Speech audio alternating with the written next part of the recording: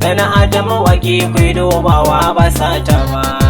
Shi ne buri na mawaƙi to waƙar sai duba, ya kiyaye linzamin harshe ku ji 'ya'yan baba. Ni dai a gani na yin waƙa ba shirme ne ba, ayyuhal ikiwa na kuyo dubi don sarki rabba.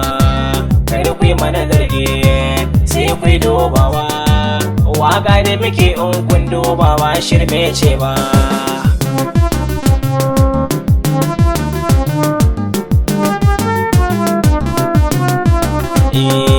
Ranar waka da yake waka ma shirme ce ba, kuma Adamu na gudu mai waka wakar sai zama, ko Hamisu bire kan waka aiki sai zama, ko MC mai waka shi ma wakar sai zama, shi ma mai sata to kusa ne satar sai zama, shi ma mai yankan aljihu yankan sai zama, mai sai da ruwa bisa kan titi ba hakan ga ya zama, mai sana'ar turun baro to shi ma ya zaba.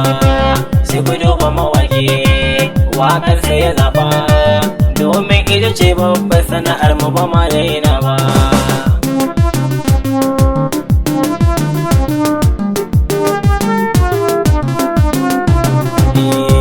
Mahmud mai waƙa sunana don ban boye ba, ni ne fa ake ta kira mai kulkunji ban boye ba.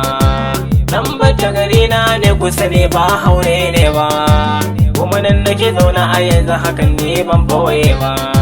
Sana'a ta ce waka kusa ne ba zan boye ba, dan taimai riga taimun wando ban boye ba.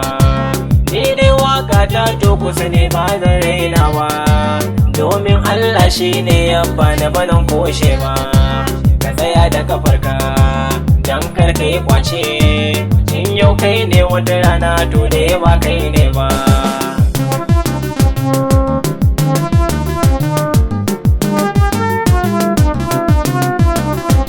Ku yi haƙuri masoyana, na gode.